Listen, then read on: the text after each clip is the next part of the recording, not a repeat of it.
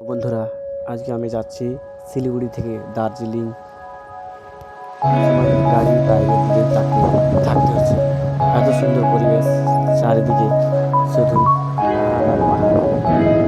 যেদিকে তাকায় ওদিকে পাহাড়, উঁচু উঁচু পাহাড়, সবুজে ঘেরা ছোট ছোট বাড়ি।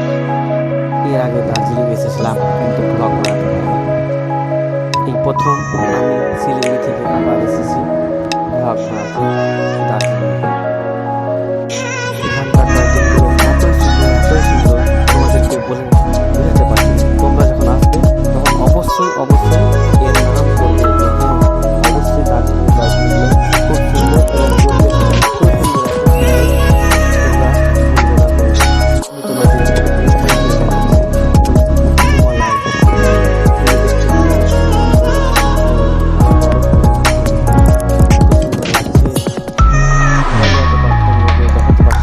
আমি তোমাদের স্থায়ীকে দেখাচ্ছি হিমালয়।